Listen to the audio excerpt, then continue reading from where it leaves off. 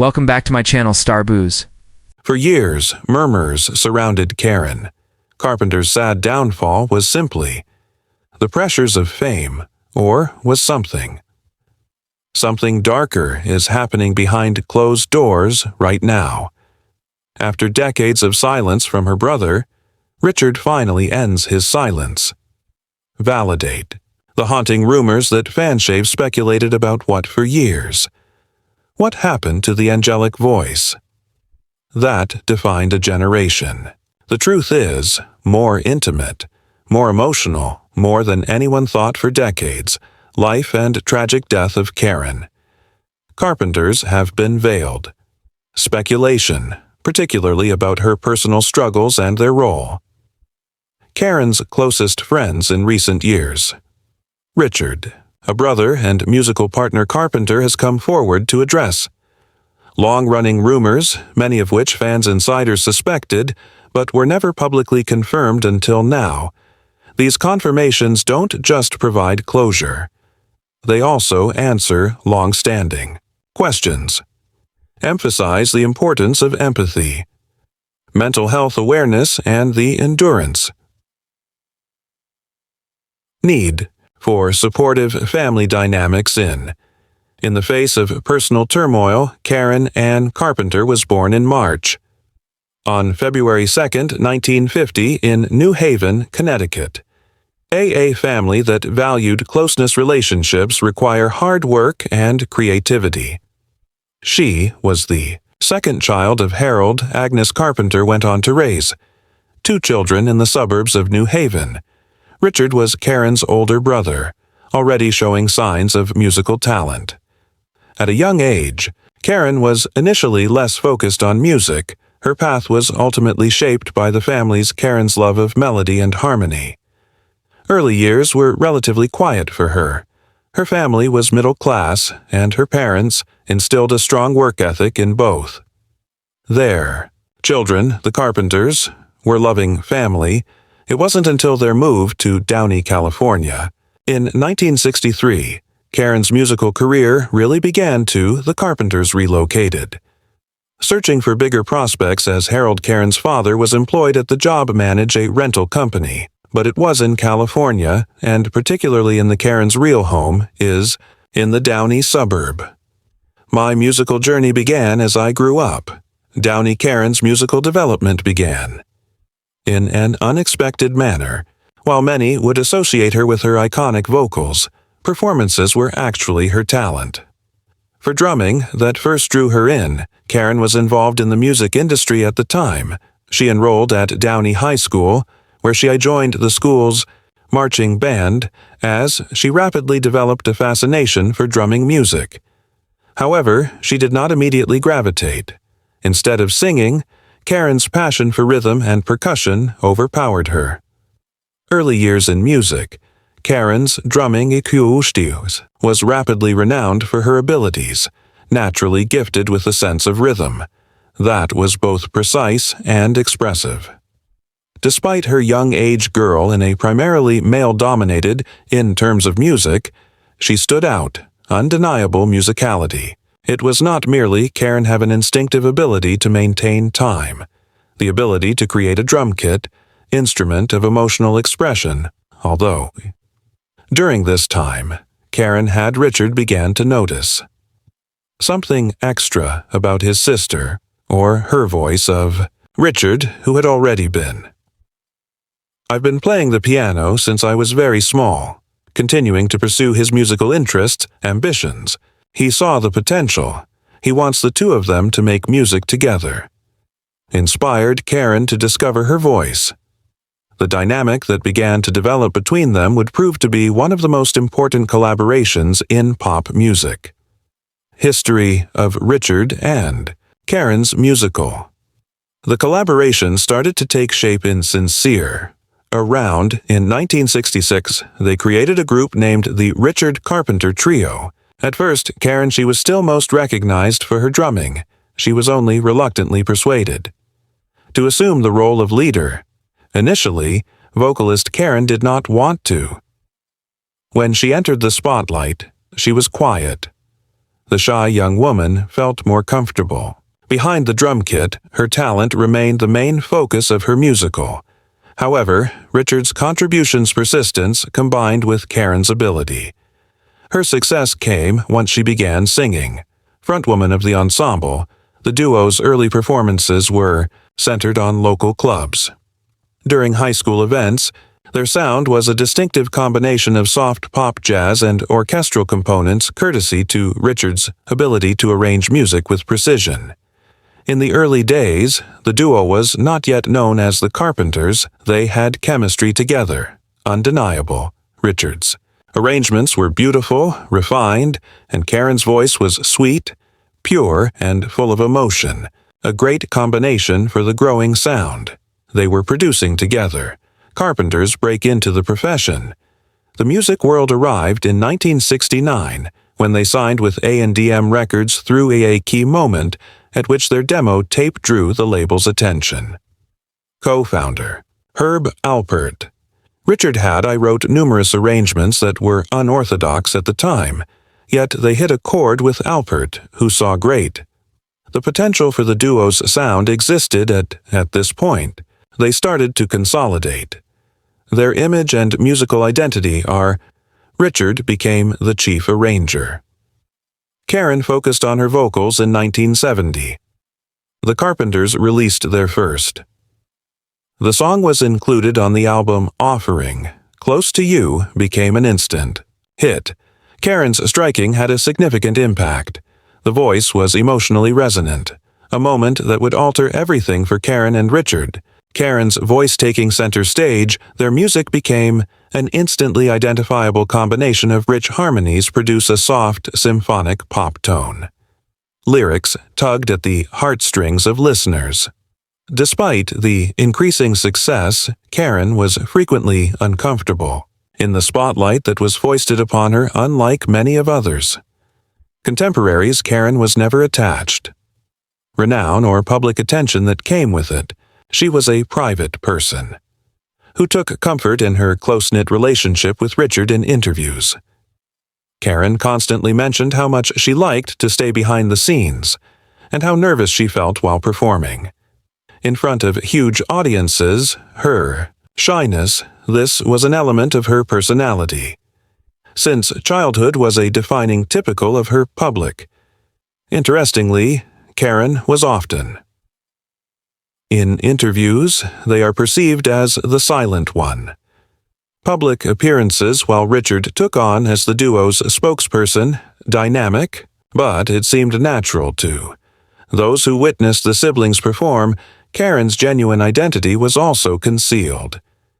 Emotions of fame. She didn't want to be the face of the duo she desired to be.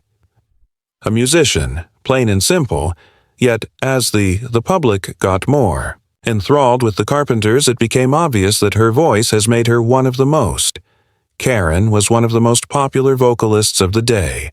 Hesitant to embrace the spotlight started to contribute to the strain that she would subsequently encounter in her work, touring, recording, and public appearances took its toll on her, and Karen's internal problems with self-image began to emerge.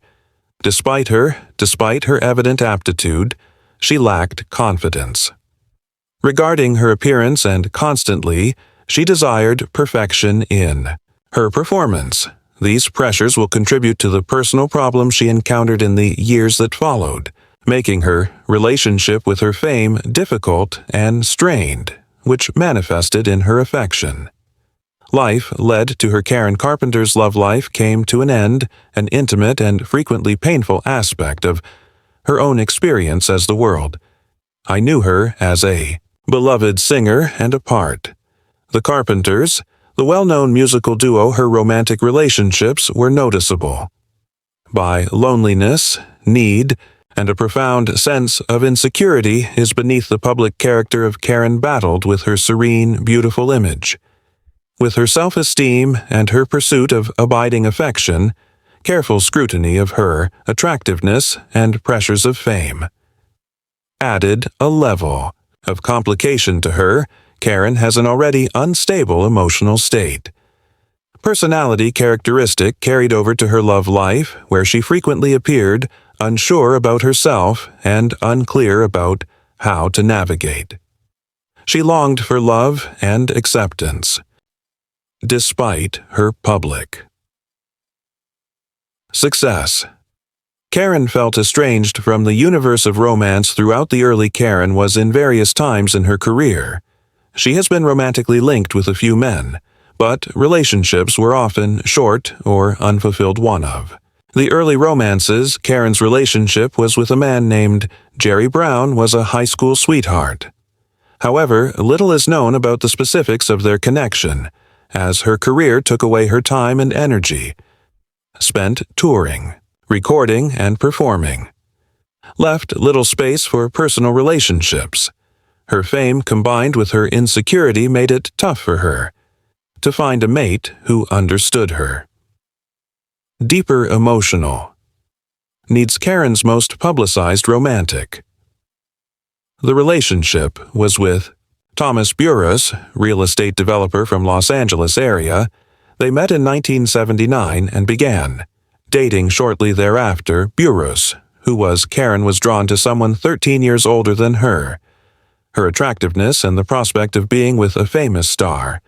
But their relationship, which marriage in 1980, would fast become a cause of heartbreak. Karen was disappointed in her interviews.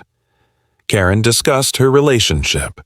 Burrus made an attempt to locate she felt emotionally fulfilled and stable. Karen craved so much at the time. She struggled with her body image. Mental health, specifically, her continuous battle with. She had anorexia and hoped marriage would give her a sense of security and affection. That had long eluded her, but the truth of their marriage was far from the fairy tale Karen had envisaged. Burrus, while first attractive, Karen showed to be emotionally detached and unsupportive. He didn't appear to fully understand the severity of Karen's troubles or her insecurities are the stark difference between Karen's public image versus the private. The anguish she was experiencing became too much for the marriage to bear Karen's battle. Her anorexia deteriorated, and she became very detached emotionally, and her physical condition worsened as she tried to achieve unrealistic standards. She felt beauty and perfection were expected of her as a public figure and a wife. Unfortunately, the relationship. Burrus deteriorated rapidly. Reportedly not ready to handle Karen's mental health concerns, became frustrated by her predicament. The marriage was short-lived, lasting barely a little more than a year later. In 1981, Karen and Burrus separated, and the divorce was finalized shortly.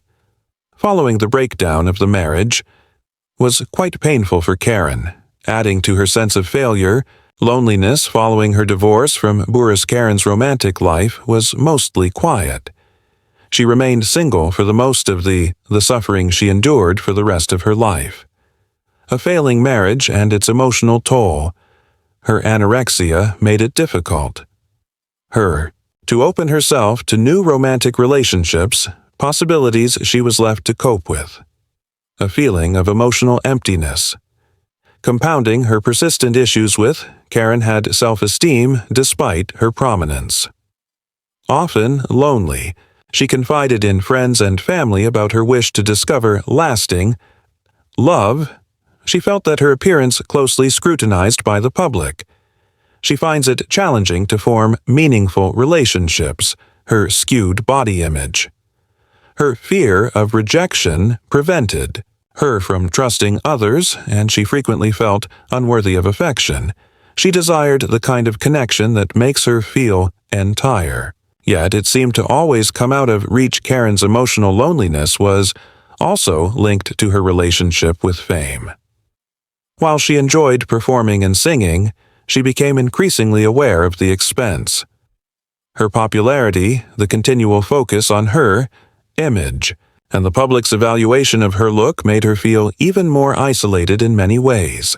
Love, admiration of millions of fans exclusively. It seemed to emphasize the lack of true closeness in her personal life, as the Carpenters became one of most successful musical acts and the Karen became well known in the 1970s. Her voice, sweet, and pure became the hits are a defining feature of the group's success, like Close to You, Top of the World, and we've only just begun to cement Karen as one of her favorite voices. However, despite her personal life was successful. Increasingly marked by rumors, especially regarding her bodily attractiveness and health, Karen's weight was one of the first topics of public speculation even during her early career. Karen was noticeably slimmer than most of her unlike her contemporaries. She was always petite woman, the fast and dramatic. The late 1970s saw a surge in weight loss, operating in an industry that values image. Often crucial, particularly for women. The whispers suddenly became louder. It didn't improve Karen's appearance, appeared to change substantially over time. Several speculated that she was struggling with an eating disorder. However, anorexia nervosa was not although well acknowledged at the time. Karen rarely appears to lose weight, spoke openly about her personal life, or health issues, her bashful private. Nature meant a lot to people. The assumption about her was simply speculation. The tabloids are eager for fantastic articles seized onto her weight and appearance as a central narrative. She frequently exaggerates her reality. Karen's health concerns and the possibility of becoming too thin was more than simply a passing upon inspection. It became a symbol of she was under pressure, and it came quickly. It became a generally held rumor that something was badly wrong. During the late 1970s and early 1980s, rumors about Karen's feelings are exacerbated at this point. The dramatic weight decrease was undeniable. Public speculation about eating disorder became common. However, until 1981, the truth regarding Karen's problem became apparent when it was officially disclosed that she had been managing anorexia nervosa, is a serious and potentially fatal eating disorder characterized by an intense dread of weight increase, distorts body image. Limited food intake at the time, anorexia was not as commonly recognized, comprehended today, and Karen's diagnosed with a combination of many individuals disbelieve and are ignorant. Even those in the media having difficulties understanding the psychological and emotional toll anorexia takes on its sufferer's disease, was frequently reduced to basic stereotypes depict a vein.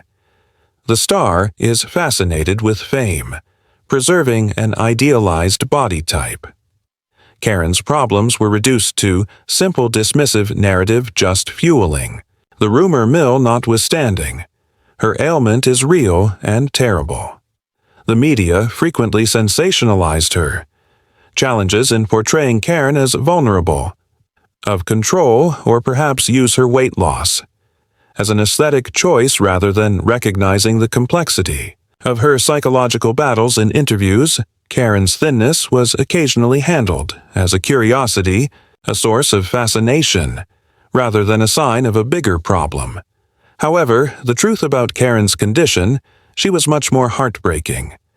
She is suffering from a mental disorder, did not fully grasp herself, or the pressure of being in the public eye alone worsened her insecurities.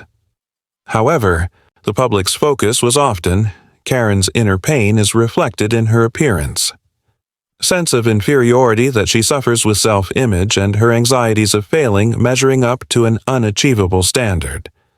The industry's standards were rarely acknowledged. The rumors as air reflects a culture that placed more image as more important than mental wellness.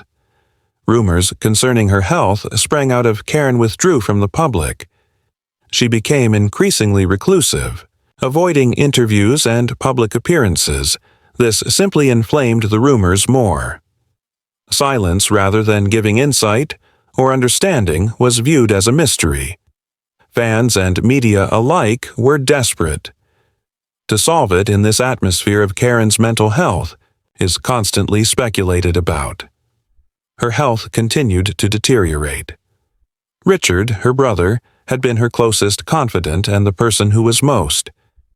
She is aware of the problem. She has spoken about the enormous pain he felt, watching his sister battle.